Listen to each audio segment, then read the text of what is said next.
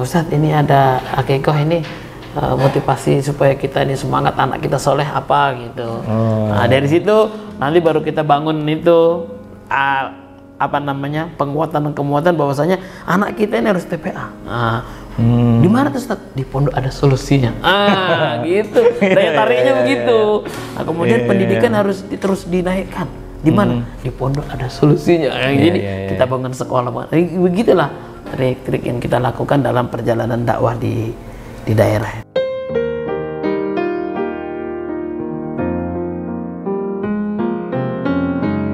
Gimana Ustaz di Lampung?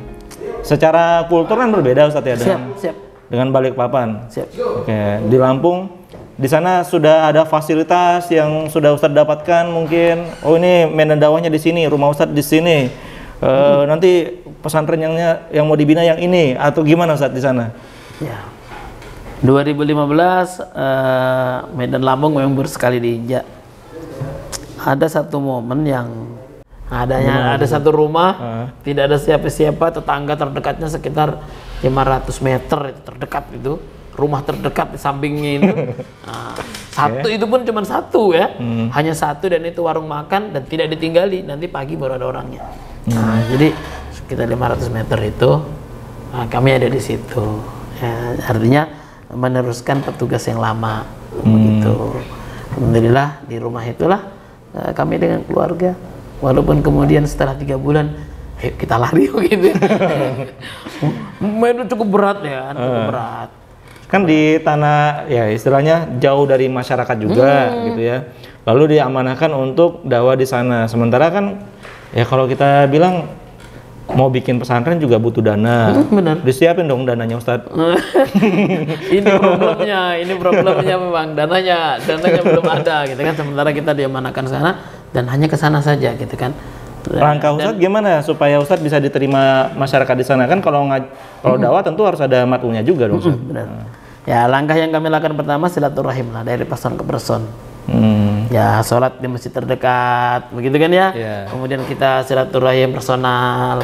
Ya mungkin kita beli apa sayur lah ya.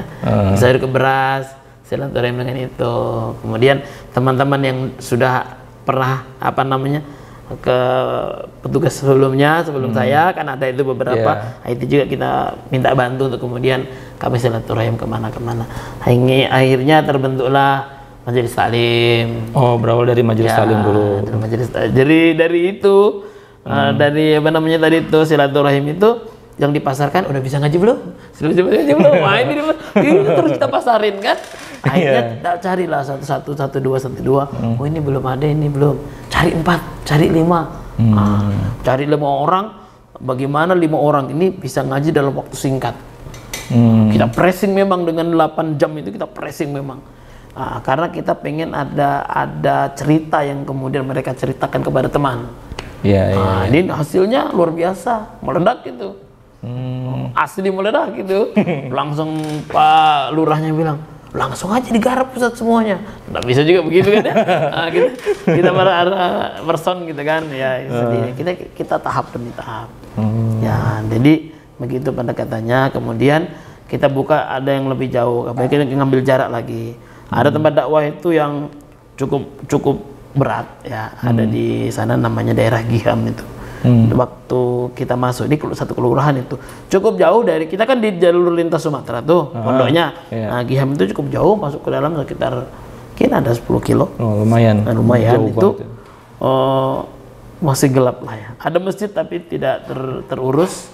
Nah kemudian ada beberapa orang situ tapi tidak kuat untuk melakukan dakwah. Akhirnya saya datang lah gitu kan, menemui yang takmir masjid ini. Kita bikin majelis lah, gitu, ngaji sepekan sekali. Apa yang bisa kita ajarkan, nanti kita ajarkan. Tetap penawaran 8 jam.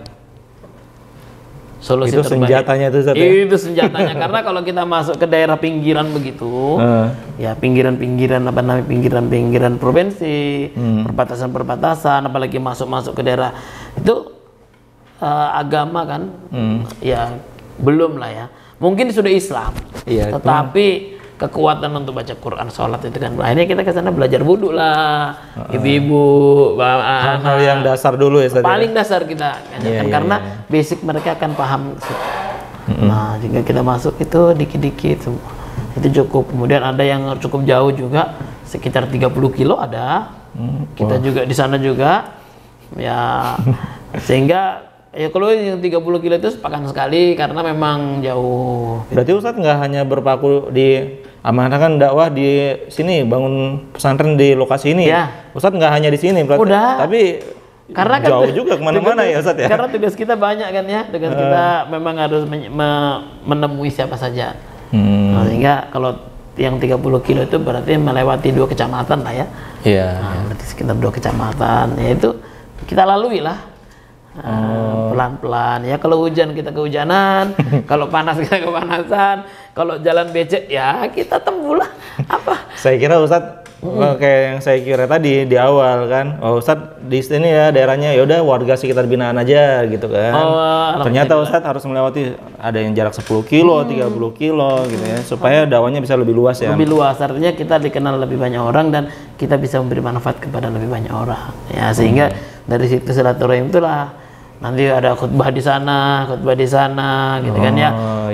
Apa namanya, ada yang ceramah akikoh, nah, macam-macam lah, ada yang tausiah hikmah pernikahan, ya kan. Ya ada juga yang begitu, hampir setiap pekan itu ada aja gitu kan yang Ustadz ini ada akikoh ini, motivasi supaya kita ini semangat anak kita soleh apa gitu.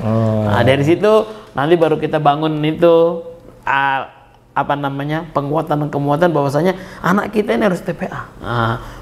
Di mana tuh Ustaz? Di pondok ada solusinya. Gitu. Daya tariknya begitu. Nah, kemudian pendidikan harus terus dinaikkan. Di mana? Di pondok ada solusinya. Jadi kita bangun sekolah. Begitulah trik-trik yang kita lakukan dalam perjalanan dakwah di daerah itu. Salah satu kuncinya itu adalah silaturahim yang terus menerus. Oke. Nah, sekarang bagaimana Ustadz perkembangan pesantren yang ada di Lampung itu?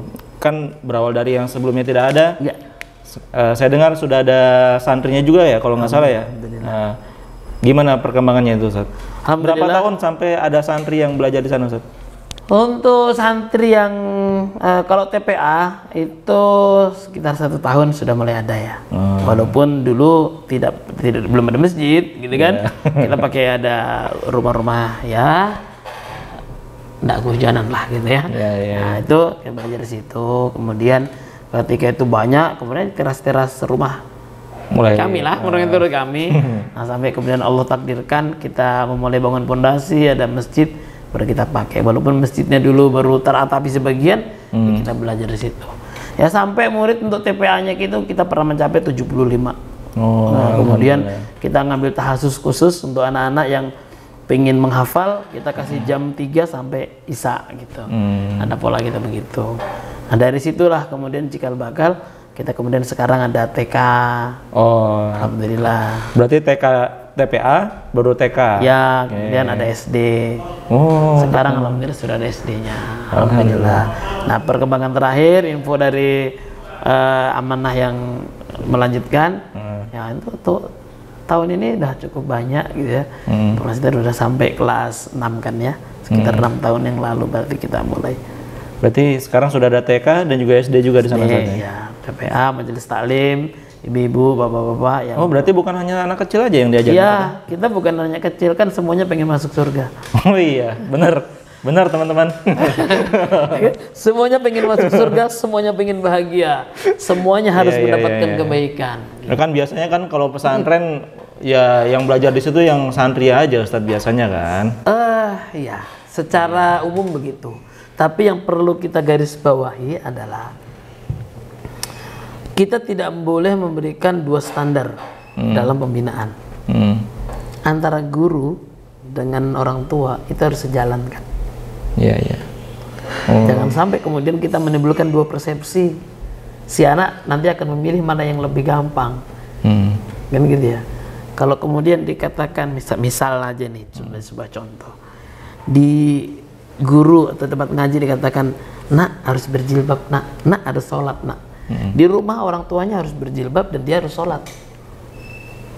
Karena kalau orang tuanya di rumah tidak berjilbab dan tidak sholat, sementara guru, ustadznya mengajarkan harus, itu kan terjadi standar ganda. Berarti Pak Guru bohong dong. Buktinya orang tua aku nggak sholat. Bukti orang tua itu tidak berjilbab, itu standar ganda, dan itu merusak. Aslinya ilmu itu yang mana gitu. Itulah pentingnya kenapa orang tua juga kita harus libatkan dalam pendidikan. Oke. Nah sekarang Ustadz sudah tidak di Lampung lagi nih Ustadz. Nah, ada rasa, maksudnya, wah kita sudah merintis jauh-jauh ini kan, ke Lampung dari, ya bisa dibilang dari nol lah ya, nggak nol banget itu kan. Sudah merintis, tiba-tiba sudah 5 tahun ya Ustadz ya? Sudah ada TK-nya, sudah ada TPA, masyarakat sudah kenal, tiba-tiba dipindahkan tugas ke Kalbar. Bagaimana perasaannya ketika dipindah tugaskan? Lebih ke pribadi nih ya. Iya, iya dong. Pengalaman pribadi nih. Ya, alhamdulillah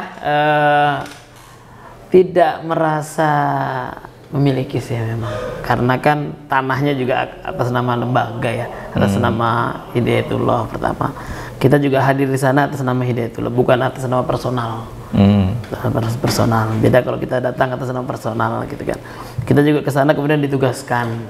Nah, sampai di sananya juga menggunakan dana umat gitu kan ya. Sehingga ketika hadir SK perpindahan yang harus diterima, ya diterima saja. Terima aja gitu. Terima saja. Yang sudah dibangun, yang sudah berdiri itu jamaah-jamaah. Nah, itu jamaah bukan milik kita gitu kan. Kemudian bangunan juga bukan uang saya. Bukan punya saya kan ya. Itu titipan umat untuk akhirat mereka. Dititipkan untuk apa? Untuk membangun generasi yang lebih solehah, lebih soleh, lebih baik, lebih islami, untuk didapati pahalanya jariah oleh para orang yang menitipkan itu. Nah, karena titipannya serahkan saja kepada yang punya gitu kan. Yang punya ya Allah lah. Nah, biarkan itu. Nah, urusan kita adalah ketika dititipi kita amanah saja. Ketika kita dititipi kita amanah, kita taruh di situ, ya udah di situ gitu kan. Biarkan. Kalau kemudian kita tergeser lagi, ya geser aja. Emang itu bukan punya saya kok. Beda kalau itu saya keluarkan uang gitu ya. Gitu. Kalau itu uang saya, mungkin saya ada rasa lah ya. Nah, tetapi karena memang itu bukan uang saya dan itu memang umat yang menitipkan, maka kita kembali kepada umat. Insya Allah begitu, jadi rasa insya Allah aman. Ruang dakwahnya juga luar biasa. Kami silaturahim, ketemu dengan beberapa aparat, dengan masyarakat gitu kan. Agenda apa ini Ustaz? Agendanya khutbah Jumat di masjid ini. Oh sekalian di sini gitu. Oh berarti memang animo permintaan masih tinggi. Nah itu menandakan mereka masih haus tentang agama kita kan ya. Nah berarti juga kurang dai ke sana gitu kan. Kalau sekiranya cukup mungkin itu nggak terjadi kan ya.